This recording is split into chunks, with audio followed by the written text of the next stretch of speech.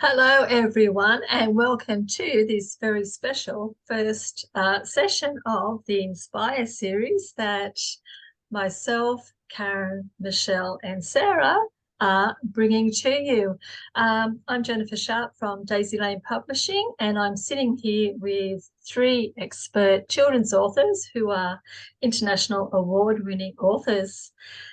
In this first week, we are going to discuss or just chat quite openly about what makes a picture book a picture book, because that's a question that is often asked. And with all of us having an education background, one way or another, it's a really quite relevant, important question. So what makes a picture book a picture book? This week talking about the features of the picture book. So if I can maybe begin with you, Michelle, about maybe some of your books or maybe your favourite book, Thank about what you you. think. Yeah, absolutely. So when I started out a long time ago, so over 20 years ago, when I decided that I wanted to write a picture book right back in the beginning, I really didn't have a clear concept of what a picture book was. I thought I could just submit a poem and they would turn that into a picture book. So that's what I did. And that's why it took me 10 years to get published, because I had no idea that there was actually a structure about a picture book, and that there is a very specific set of requirements that absolutely, once you know what they are, you can bend them and mold them and make them whatever you want.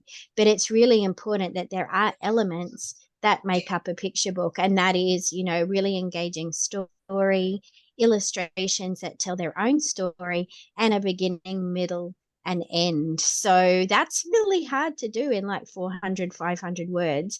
But once I got my head around that and you kind of get the formula right, then you're off and you can write whatever you want. Yeah, that's very true. And it is niching down on that formula, isn't it? Because with picture books, less is more when it comes to the text. And that's something that's a really hard lesson, I think, for all children's picture book writers to learn. Sarah, do you want to jump in? And because Yeah, you're flying high at the moment with your picture books. thank And you. I absolutely agree with Michelle. I was exactly the same. I've always been a writer. I've always written things, and I just thought it was a natural progression for me.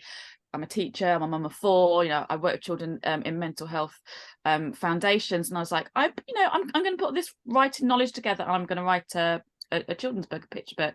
But just like you, Michelle, I just kind of wrote it, and I didn't realize that there is this very specific formula. There is this story arc that all picture books follow, where you're kind of introducing the character, and then you introduce something that's happened, something that's gone wrong, that the character needs with their agency or other helpers to kind of work through it and solve it, and it goes to a climax, and then the action kind of falls down and there's a resolution. I didn't know about that. I just thought that, a story book of, we start at the beginning and here's the end, and isn't this lovely? So I think that's really, really interesting. And a really good point is to make sure that you're aware of what this story arc is. And then, like Michelle says, you can bend it and you can mold it and you can really make it your own. It doesn't mean that every book is the same, because they're not. You can really make it your own. But that's definitely something. Specifically if you want your book to be published, and I think that's the key thing. We as writers are forever writing. I've forever got a story in my mind, but if I really do want to take a book to a publisher, like Michelle said, there really is this formula that you do need to be aware of. And the illustrations are the next thing that you need to be thinking about, but that's something that you kind of learn along the way. I don't know if Karen agrees, but the more you write picture books and the more you have them published and work with illustrators, the more you then become aware of how key their role is and how you work together. yeah, do you want to jump in there, Karen? Because I know we've had great discussions at times about how important the illustrator is. Uh, You know, Yeah, it's really a waltz between the words and the images. And when you start out, you think, oh, I've got this great idea. I know the setting. I know the characters. I know what's going to happen. And you write it. But it's not like when you go to school or university and you write a story. It's completely different. It may work for other genres, but picture books are unique. And you may think an illustration is just going to add to the words, like there's a red box. So you think that there's going to be a red box beside the words. That is very poor picture book language and speak for both words and illustration, because you don't need to say the colour of the box. And also it's up to the illustrator to determine the shape of the box and the colour and what's in the box as well. So the big thing is show, not tell. Even to show the reader things so that they can infer it and understand it and build their own picture of the story without you giving them too much. And then they want to know more. So, and the illustrations will come in and bring more layers and more layers. And they will even have silent characters maybe that you don't even have in your words. It may be a little bird behind a tree.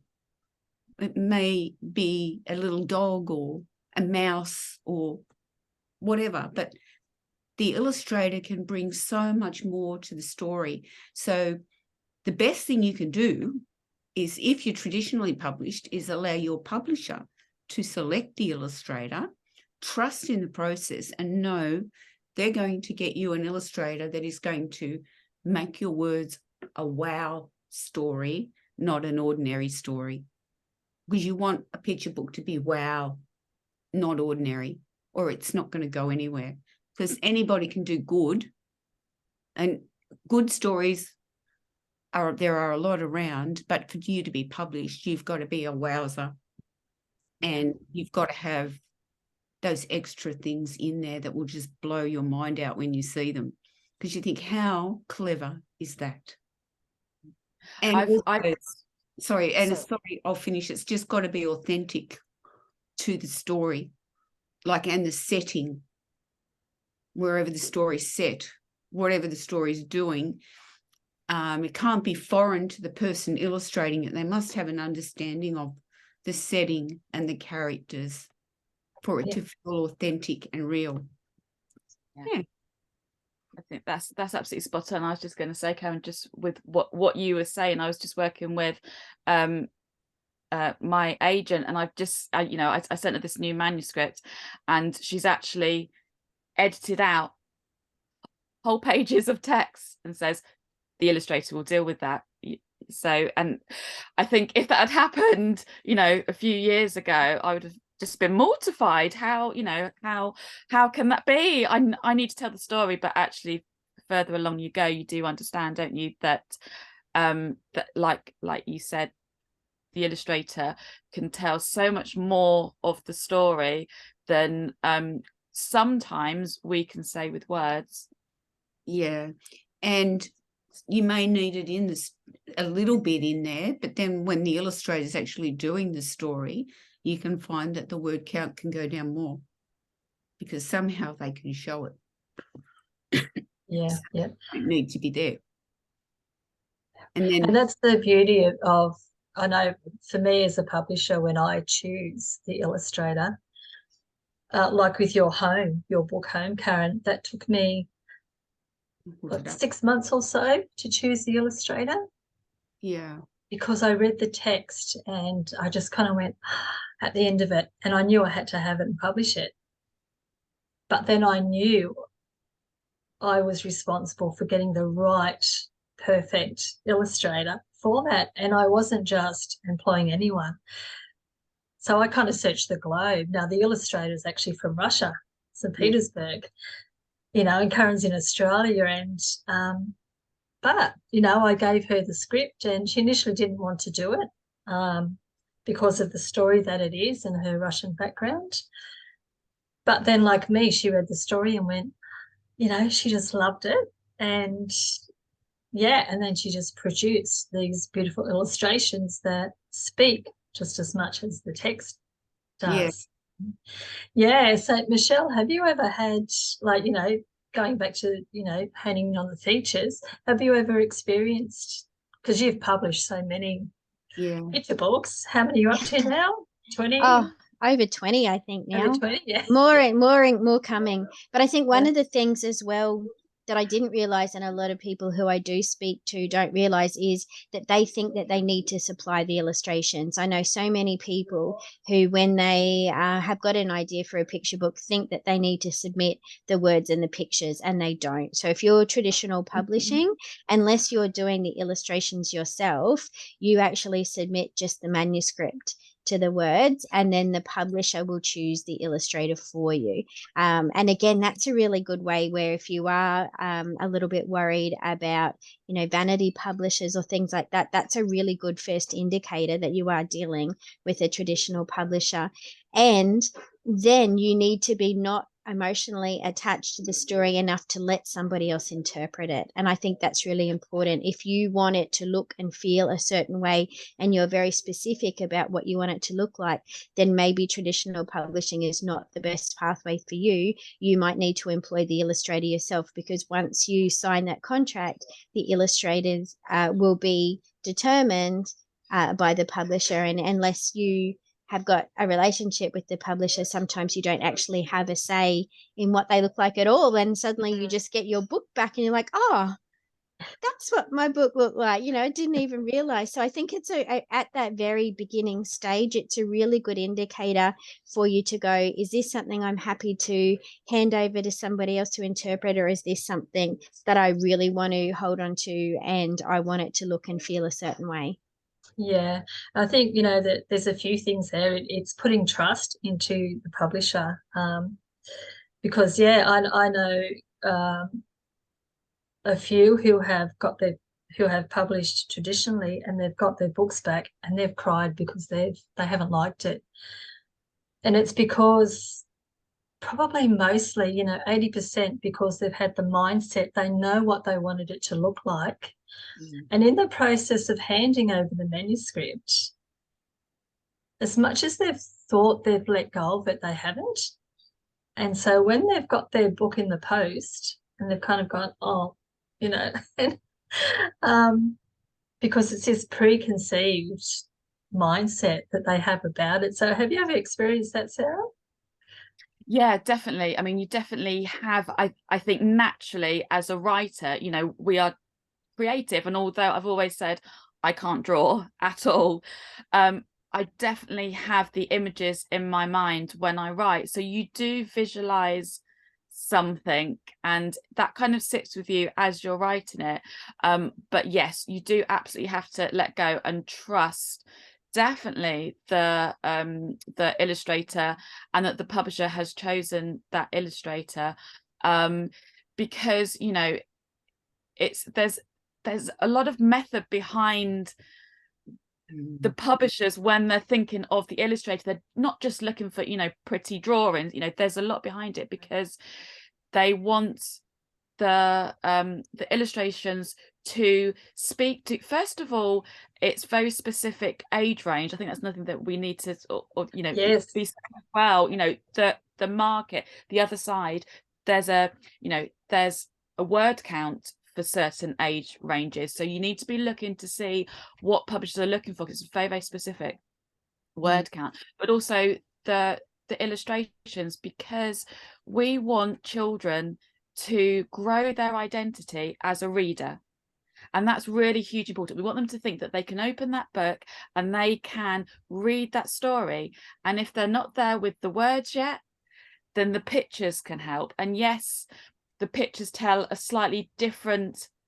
view of that story. Like Karen was saying, if there's a red box, they're not going to necessarily draw a red box, but that illustrator will have something there. They'll be showing something that will mean something to a young age range, that they'll recognize themselves, or they'll recognize the scene or the background.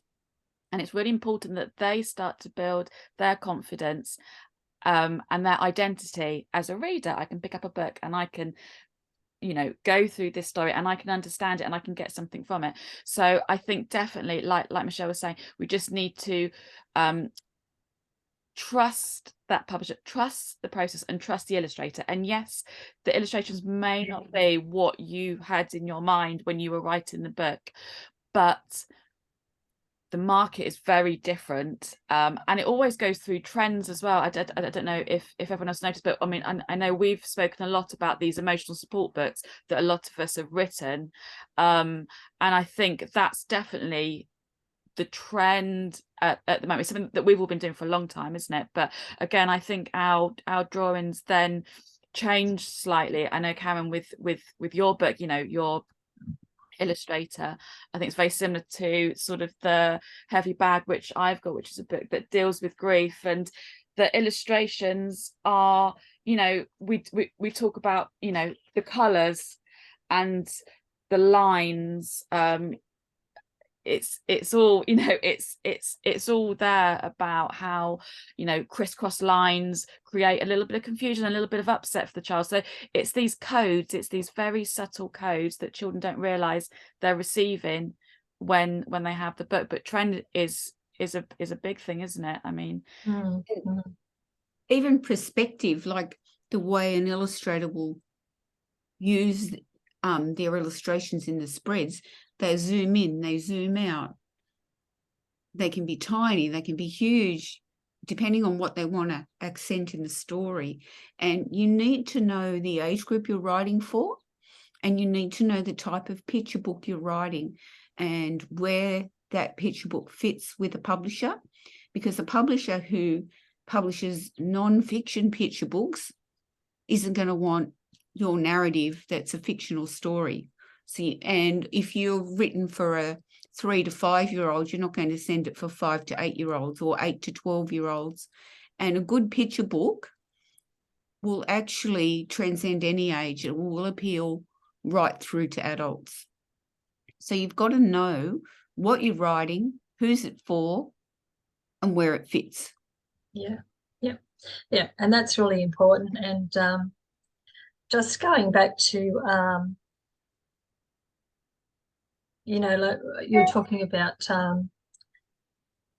different ages and different concepts, and the thought came to mind, Michelle, with your mouse series, about how they were written and why you wrote them. And I've forgotten the word now that I picked up on, because that mouse series is, you know, you're talking about inclusion, and you're writing for kids on self-esteem and self-belief and responsibility and all those things. And the way your illustrator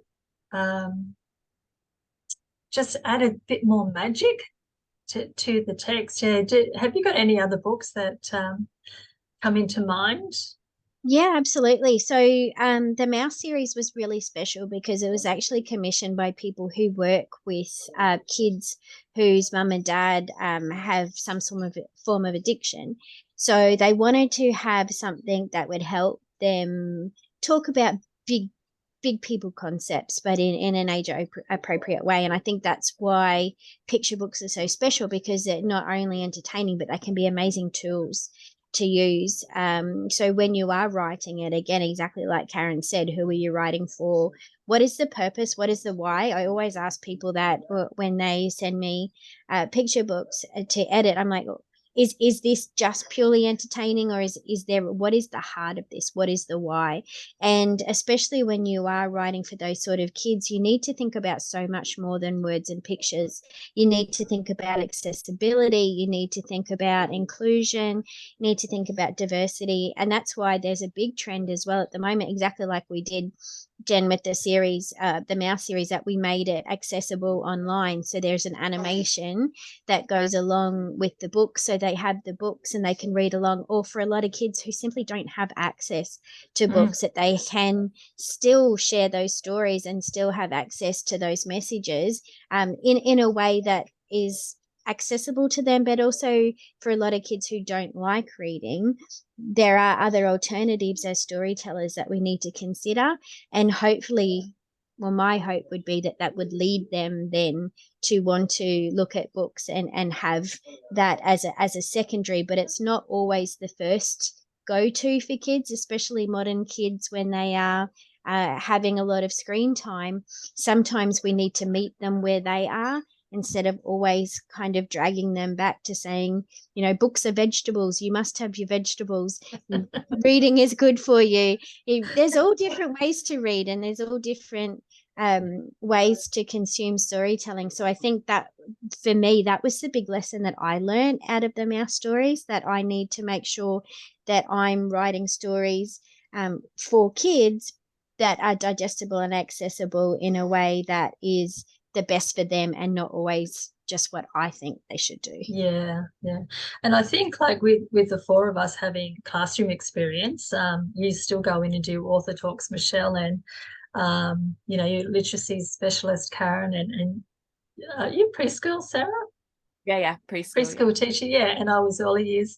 I think we all know the magic of and the diversity of kids in the classroom, and you have to have that accessibility to books in so many different ways.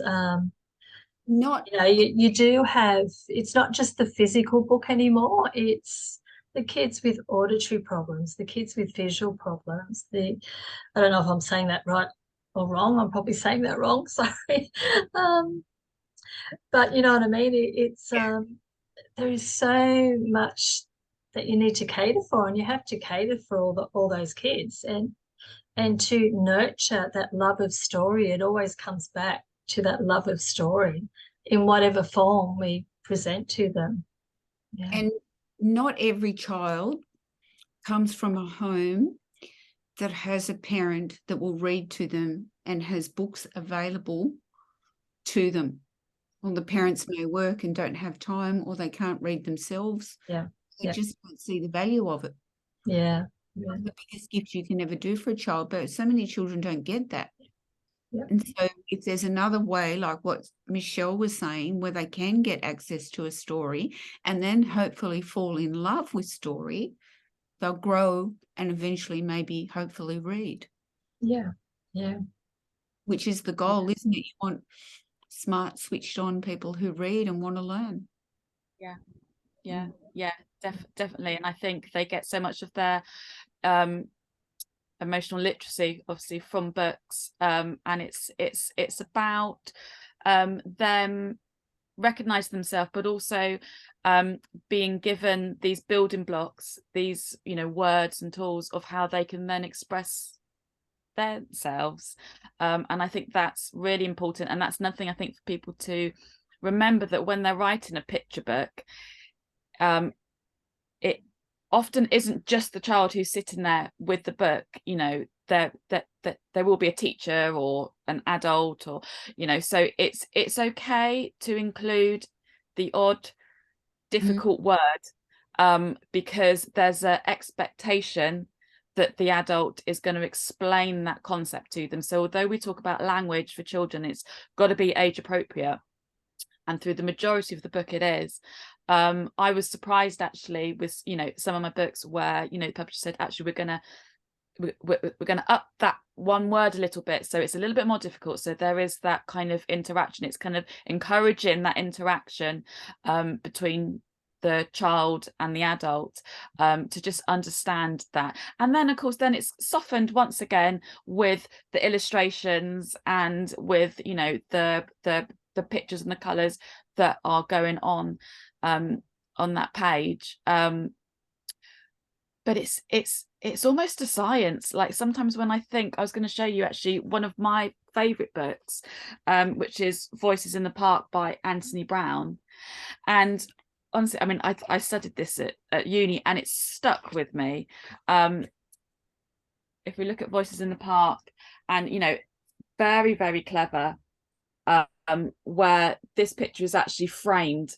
So we are, you know, the child's eyes are taken straight into there, and this little boy is bored, and we start with the opening, which is this side of your illustration, and then this is called the closing, you know, and the opening, there's a lot of line work here, there's a lot of foreboding going on, and then it draws us to the boy, and then he eventually goes to the park, and I don't know if you can see, but this shadow is actually his mum who's watching over him, and he's put the shape of her hat into the lamps. And so this goes back to what you were saying, Michelle, about these little codes that the illustrator puts in, that it's not until the child is sitting with an adult maybe that they can see it, and then eventually the child can. And again, he's kind of framed everything with the text at the bottom.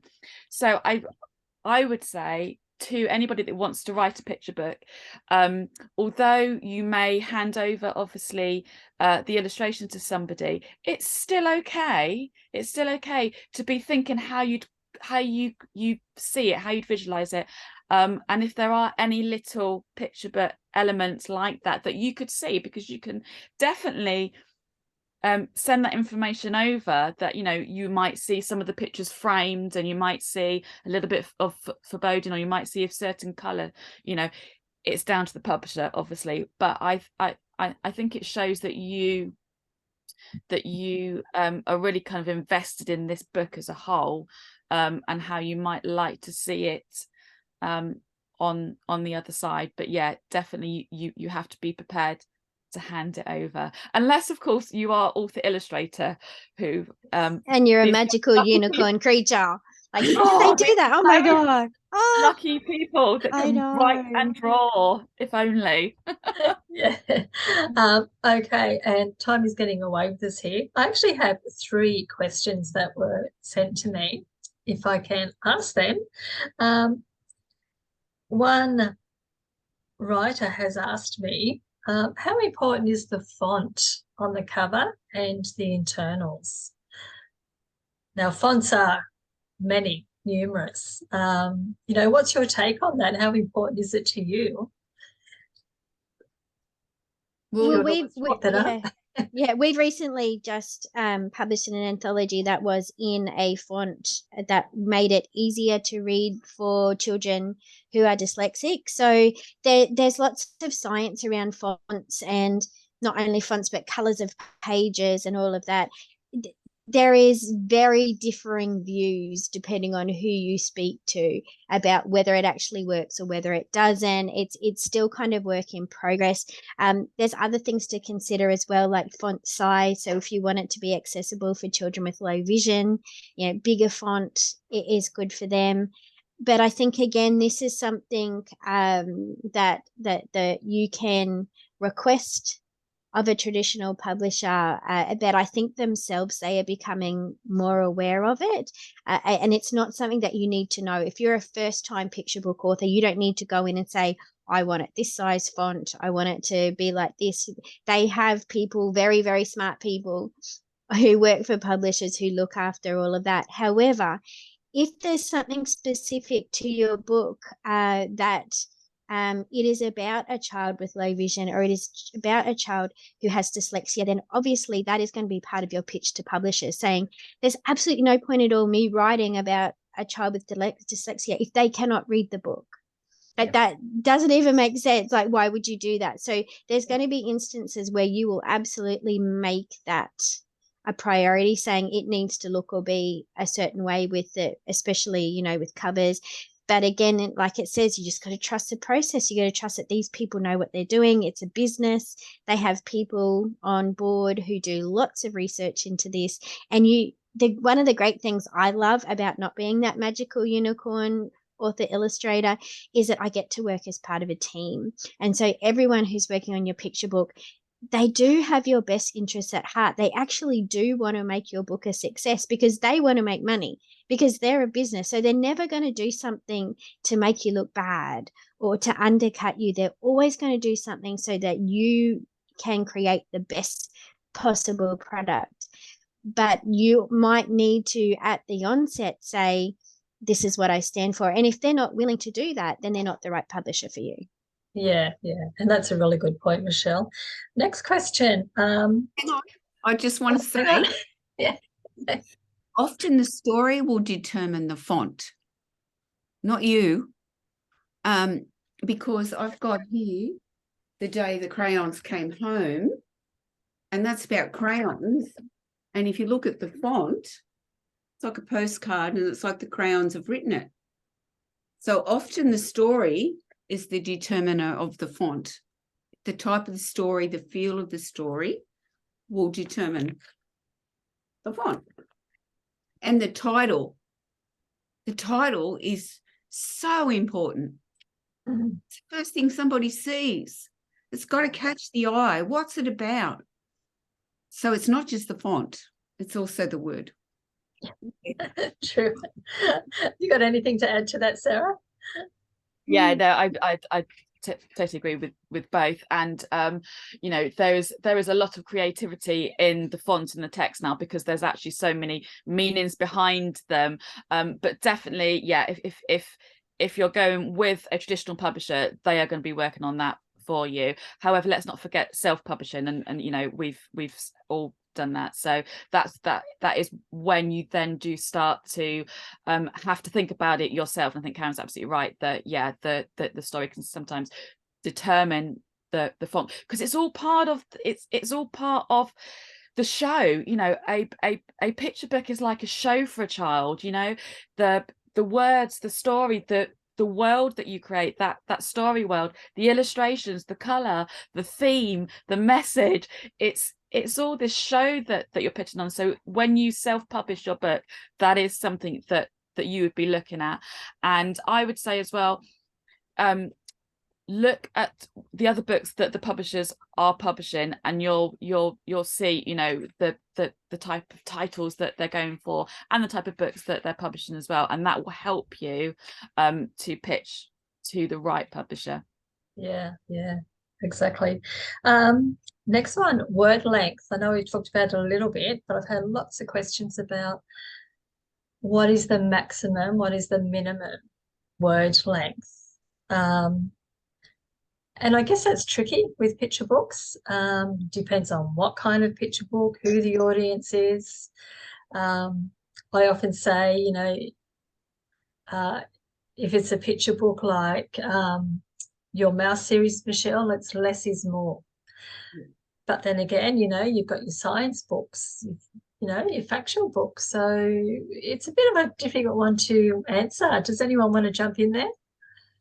I think that's what editors are for too. I think, Yeah. you know, even though your picture book may only be 500 words, you still need to get it edited. You still need to have somebody who is actively publishing or editing in that genre to look at it, because every publisher will have a different word count. And if you look at their submission guidelines, they will actually tell you what their maximum is, if that's something that is important to them. Sometimes it's not. On average, it's around 400 words now for a 32-page picture book.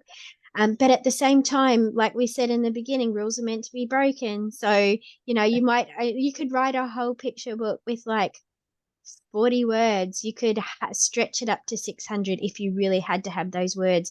But what you can do by enlisting an editor is it can make sure that your word count is not so much about what you're saying or how you're saying it, but you are leaving room for an illustrator, which is really important. So they might take out, like Sarah was saying, they might take a chunk out and go, no, this is an illustration note. It doesn't need to be in the words. But it's also going to challenge you to look at what the heart of the story is. Am I waffling?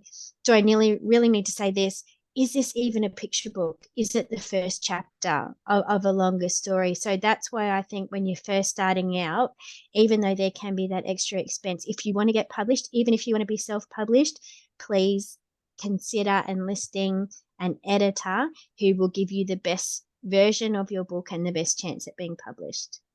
I think that 500 words is kind of the golden amount, isn't it? But like you say, so a lot of publishers, definitely here in the UK, look for around that 500.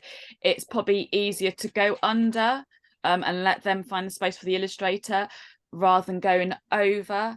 I mean, like you said, you know, you may go over a little bit, you know, 600, and then an editor can edit that down.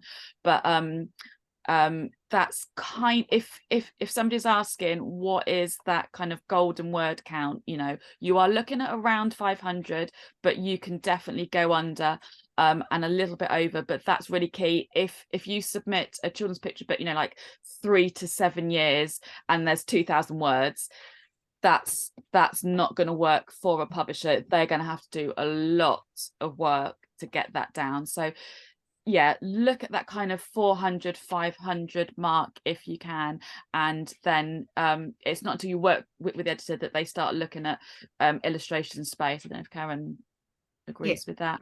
Yeah. Less is best, but once again, it is also the type of story, and sometimes you know a lot about what you're writing, so you think you've got to put it all in your story, but you've got to kill those darlings and just go to the heart of the story and not include all of that. And you do have, depending on the type of the book, you can have back matter. And all those things that you couldn't include in the story can be in the back matter. And like if it is, depending on the type of story, this is a new release. This is CSIRO in Australia. And it's about Swifty, the super fast parrot. But it will have the end papers also add to the story. There's factual information in there already about the bird that you don't need to write. And they've bold-faced some of the important words in the text. But if you have a look, that opening spread is 4 lines. That's it. And then I'll just see if there's back matter, because I haven't had it out for a while. And there you go. All the things that can't be in the story are in the back. And home has back matter and historical information as well. But obviously, if you're writing a cute little funny story, you don't need the back matter.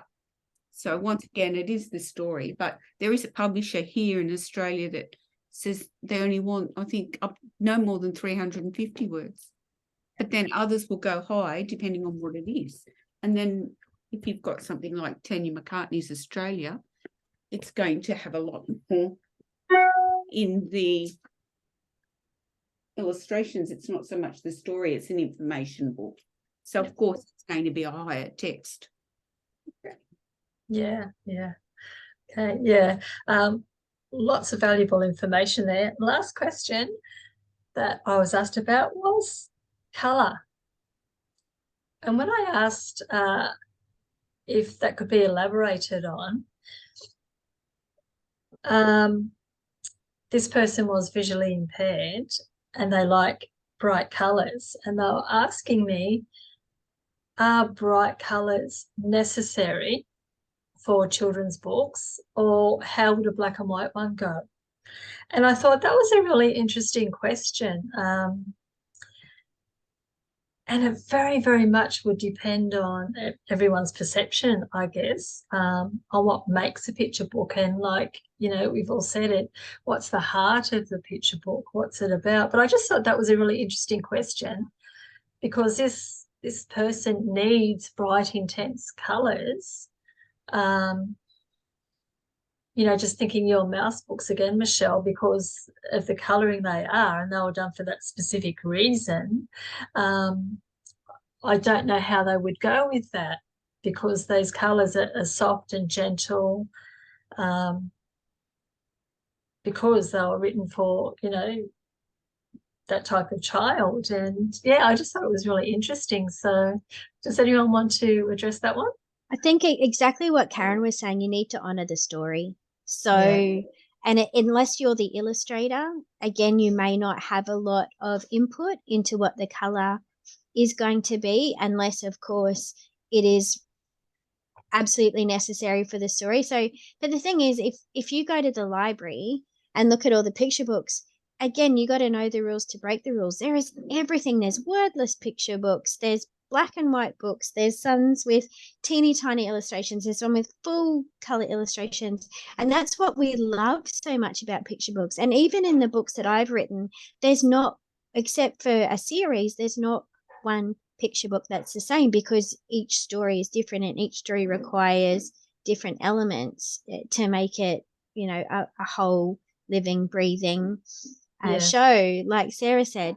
But again, it comes down to what is your role in this? So if you're writing it, but you're writing it specifically for a readership that requires certain elements, then absolutely that would be something you had to consider and pitch to your publisher, or do yourself if you're self-published. But I think what everybody needs to consider when they are starting out is that even though you might have an idea in your head of what you want it to be or how you want it to be, and at the end of the day, the story dictates what happens. It's you've got to honor the story. When you start squishing the story into something that it's not, or putting your own requirements because you want it to look or be a certain way, even though that doesn't exactly match, that's when you're going to start finding those obstacles, and you're not going to get an end product that could be probably the best outcome for your reader, because it's all about the story and it's all about the reader. Absolutely. It's also to do with the mood and the tone of the story, because depending on the message, it can be a bright and happy book, so it's going to be bright and happy. Or if it's a somber story or a quiet story. One of my ultimate favorite books is Cicada by Sean Tian, and that whole book is basically grey and white and blacks. Cicada not happy, Cicada work hard. And you see Cicada. Yeah, because you know, this black and white cat, and it's about grief, and it was really important that the yellow bag, the heavy bag, the yellow bag stood out, and it is just black and white, and so it stands out for a different reason. It stands out because it is black and white, and you're absolutely right. You know, that theme dictates if it's happy, then there is going to be, you know, lots of bright colors. But like Michelle keeps saying, you know, rules are meant to be broken. So if you really are, you know, really strong in how you want the palette to look, even if it's a happy book and you want it black and white, then that is okay. That's okay. That's part of you. It's good. Yeah, that's really interesting. So thank you. I think this session we have covered a lot in, I don't know how long we've been chatting for. I think we could chat forever on the topic of picture books, but it's been really informative, from, you know, covering front to back and everything in between, what, you know, a general overview of what makes a picture book. So thank you everyone for your input tonight. Karen's got one more thing. Marketing has a big say too in the colours and the appearance of the book and the size and the shape and everything, where it sits on the shelf and all of that. The sales and marketing team have a lot to say too. Not just, there's so much that they consider, like it can be mind-blowing. Yes, yeah, very much. And it is teamwork. It's teamwork. I always see it as teamwork. Everyone's involved everyone has their little bits and pieces, and it's all woven together. And I think it was you, Michelle, who said, you know, it's a publisher wouldn't do anything to make it look bad or make you look bad. It's putting out there the best way we can and interpreting it the best way we can. And so okay. I think we are way over time now. I've looked at the clock, but that's okay.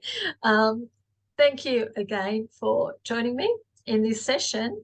And next week, week 2, we're talking about, correct me if I'm wrong, but I think it was rhyming text versus narrative. Prose? Was that prose? Yeah, I think that was it. So, and there's a lot of questions that I've had DM'd to me, particularly about the rhyme. So that's going to be a good topic to discuss. So thank you, and I will see you all again next week.